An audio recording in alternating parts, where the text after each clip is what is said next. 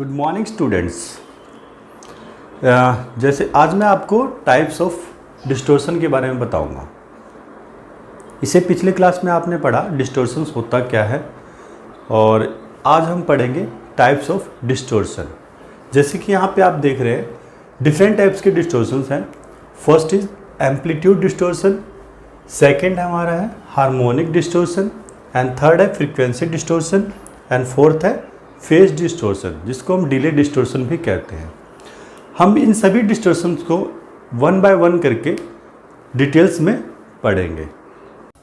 जैसे कि amplitude distortion में क्या होता है, the first right here, the change in output current is proportional to the change in input voltage. जो इसमें जो आउटपुट करंट जो होता है वो प्रोपोर्शनल होता है किसके, इनपुट वोल्टेज के प्रोपोर्शनल होता है। सो जैसे second thing, the shape of amplified waveform is not same to the output waveform। जो फर्स्ट कंडीशन है ये एक स्मॉल सिग्नल के अकॉर्डिंग इंट्रोड्यूस होता है। जैसे कि अगर स्मॉल सिग्नल हम देते हैं तो वहां पे हमें क्या होता है, जो आउटपुट करंट होता है वो प्रोपोर्शनल टू इनपुट वोल्टेज के अकॉर्डिंग होता है। बट सेकेंड केस में जब हमारे पास लार्ज सिग्नल इंट्रोड्यूस करते हैं एम्पलीफायर में, तो उस केस में क्या होता है, shape of amplified waveform is not same to the output waveform. तो वो सेम नहीं होता लार्ज सिग्नल में। तो इसको हम एक बहुत ही डिटेल तरीके से समझते हैं ग्राफ से। जैसे कि मैंने यहाँ पे आपको ग्राफ दिखा रहा हूँ। इस ग्राफ में ये हमारे पास है स्मॉल सिग्नल। ये जो फर्स्ट ग्राफ है ये स्मॉल सिग्नल के लिए है, और सेकेंड ग्राफ जो है वो लार्ज सिग्नल के लिए है। तो इन दोनों में डिफरेंस आपको समझ में आ जाएगा कि एम्पलीट्यूड डिस्टोर्शन होता क्या है। जैसे कि फर्स्ट यहाँ स्मॉल सिग्नल के लिए है, तो ये हम अगर हमारे पास स्मॉल सिग्नल एम्पलीफायर में होता है तो ये लीनियर डिस्टोर्शन की तरह वर्क करता है।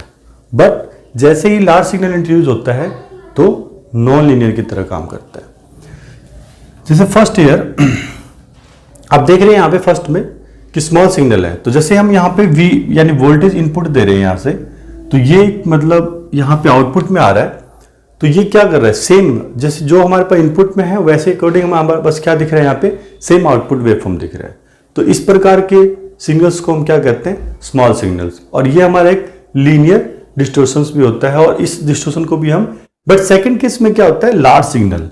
लार्ज सिग्नल जैसे ही इंट्रोड्यूस करते हैं तो यहाँ पे क्या होता है, जैसे कि लार्ज सिग्नल गया तो ये एक जो जैसे यहाँ पे आए ये ऑपरेटिंग पॉइंट क्या करता है, कट कर जाता है, एक कर्व की फॉर्म में बन जाता है।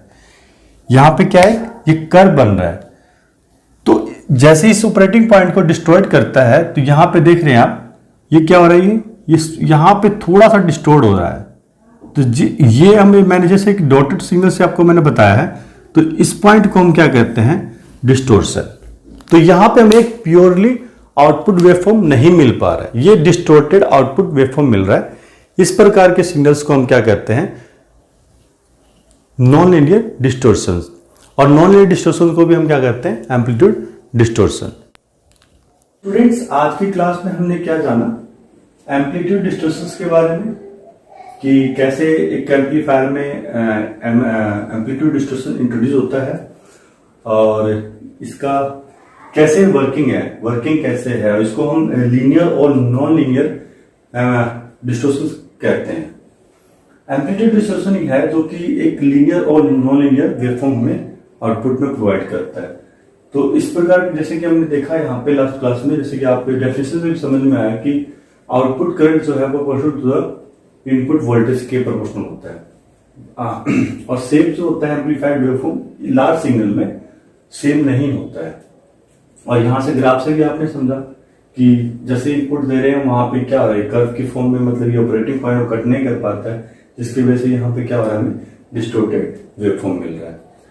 तो इस क्लास में यहां तक हमने पढ़ा। अब अगले नेक्स्ट क्लास में हम पढ़ेंगे हार्मोनिक डिस्टॉर्शन। हार्मोनिक डिस्टॉर्शन होता क्या है उसके बारे में अच्छे से डिटेल्स में हम नेक्स्ट